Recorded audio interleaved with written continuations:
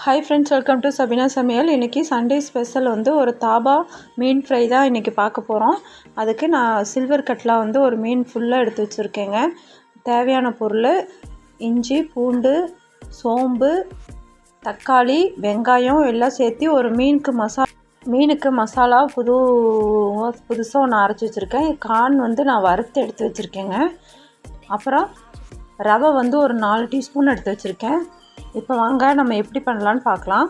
இப்போ நான் கார்ன்ஃப்ளவர் மாவும் இப்போ நான் அரைச்சி வச்சுருக்கேன் மசாலாவும் அதில் நான் போட்டுக்கிறேங்க. இதில் வந்து குருமிளகு, ஜீரகம், வெள்ளைப்பூண்டு, இஞ்சி, சோம்பு, தக்காளி, வெங்காயம் இதெல்லாம் சேர்த்து அரைச்சி நான் பேஸ்ட்டாக எடுத்து வச்சுருக்கேங்க. தேவையான அளவு உப்பு போட்டாச்சு, கார்ன்ஃப்ளவர் மாவும் போட்டாச்சு.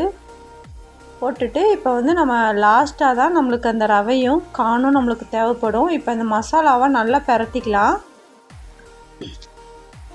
மசாலாவை நல்லா அந்த பவுடரோட மிக்சிங் ஆகிற மாதிரி பிரட்டிட்டு ஒரு அரை எலுமிச்சம்பழத்தை அதில் புழிஞ்சு விட்டுக்கலாம். சாரை மட்டும் நல்லா புழிஞ்சு விட்டுட்டு இப்போ நம்ம மீனை நல்லா கழுவி சுத்தப்படுத்தி வச்சுருக்க மீனில் இந்த மசாலாவை அப்படியே இந்த மசாலாவை இந்த மீனில் நல்லா பரவுற மாதிரி எல்லா பக்கம் சேர்த்து நல்லா தேய்ச்சி வச்சுக்கலாம்.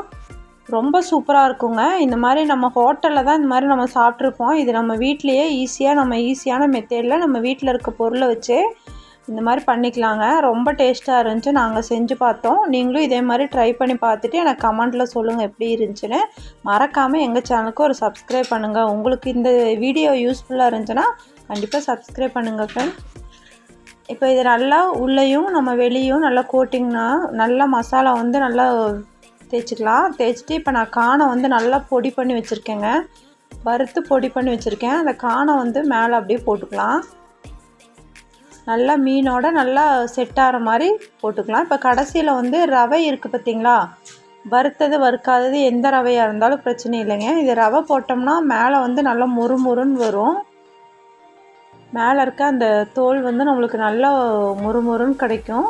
அதனால தான் நான் மேலே வந்து நம்ம ரவை தூவி விட்டுக்கிறது.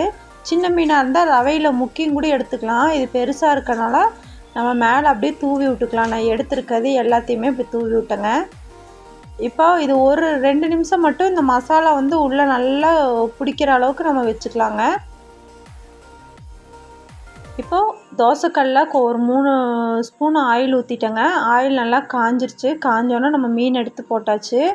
போட்டு ஒரு மூடி போட்டு மூடி வச்சுக்கலாம். மூடி வச்சு ஒரு 1 நிமிஷம் 2 நிமிஷம் அப்படியே விட்டு நம்ம நல்லா ஃப்ரை பண்ணி எடுத்துக்கலாம். பாருங்கள் ஃப்ரெண்ட்ஸ், எவ்வளோ சூப்பராக நம்ம வீட்லேயே ஹோட்டல் ஸ்டைலில் அருமையாக நம்ம பண்ணிட்டோங்க. வீட்டில் இருக்க பொருளை வச்சு அவ்வளோதாங்க. நல்லா முறுமுறுன்னு நம்மளுக்கு வறுத்து வந்துடுச்சு. நான் எடுத்தது மொத்தமாகவே ஒரு 3-4 டீஸ்பூன் தாங்க ஆயில் எடுத்தேன். அருமையாக நம்மளுக்கு மீனை வறுத்து இப்போ எடுத்தேன். நம்ம ஸ்டைலில் இந்த மீன் ஃப்ரை நல்லா சூப்பராக வந்துருச்சுங்க. நீங்களும் இதே மாதிரி ட்ரை பண்ணி பாருங்கள். மசாலா வந்து நம்ம வீட்டில் நம்ம எப்போ யூஸ் பண்ணுற மசாலா தான் போட்டிருக்கோம். அவ்வளோதான் இந்த வீடியோ உங்களுக்கு பிடிச்சிருந்துச்சுன்னா லைக், ஷேர், சப்ஸ்கிரைப். அடுத்த வீடியோவில் செஞ்சுக்கலாம். பாய்.